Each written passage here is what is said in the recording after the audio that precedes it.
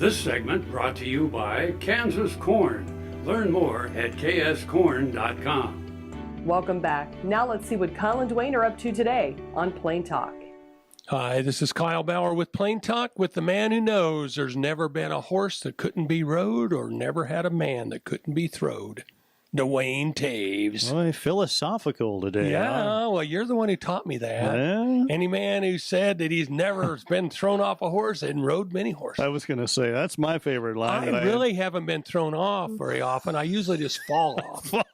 fall off. I just fall off. I mean, there's no point in getting thrown off. Sometimes the horse just stands there and looks at me like, what? What did I do? What are you doing? It's like, get back on. Let's go.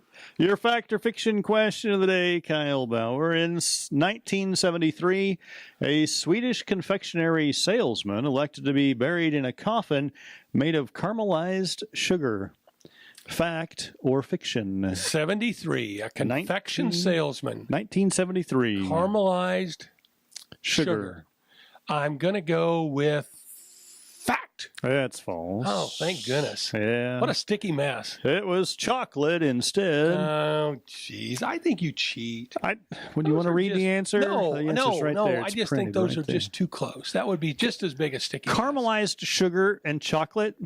They'd both be a sticky mess in about one night of dampness. Well, I guess if you had a really good vault around it. True. So, which we were in New Orleans this past year, and they got a lot of those folks buried above ground. Wait a minute, excuse me. You can't be buried above the ground. Okay, they're entombed. They're entombed above ground. Yeah. What do you feel? How do you feel about that? I think it's a big waste. It's big waste. Just cook me and light a match, throw me to the wind. Okay, well, that would certainly be less. But I want a big nice stone. Okay, and so you want a marker. And I don't want one on my wife's finger. I want one, a big stone on my wife's finger. Stone. No, I want a big on the stone ground on the ground at the with cemetery. some information on it. Yeah, that it's like, well, you don't say here lays, but it's like. This is when he was born. This is when he died. Yeah. He was here. Okay. So no, I think they're historical markers and they're important to keep track of things. I mean, we can always count on going back there. And who knows? Google might not work. That's right. In the future, you can't just Google Kyle Bauer and know that he was here. That's right. So anyway, that stone out there in the cemetery. I'll go with two stones, one for her finger and one for the cemetery. But I'd like the one in the cemetery to be bigger than the one on her hand. Okay. Okay. Well, it all kind of depends on when you go, I think, too. I mean, it might not be a big point of, say, I don't know, I'll pick an age. Here's you got a plan for me. No, say you're 85. All right. And your wife is no offense to all those people listening that are 85 out there.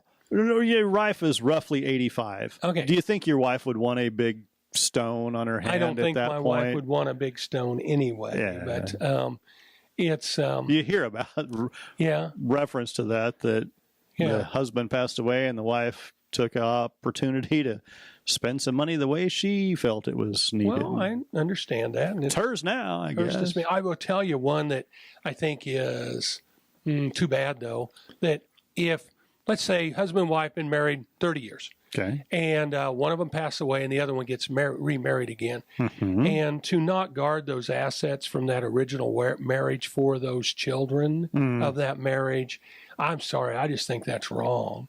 Okay. I mean, and if you don't guard it's not that hard to do. If you don't, no, it's just a prenup.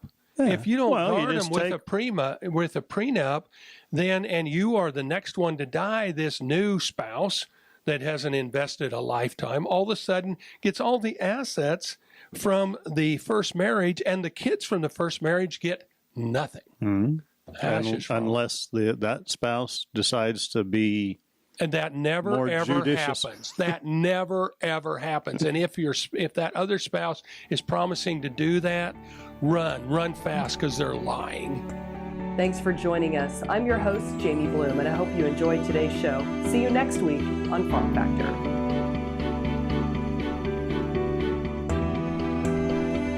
Closed captioning brought to you by Ag Promo Source. together we grow. Learn more at agpromosource.com.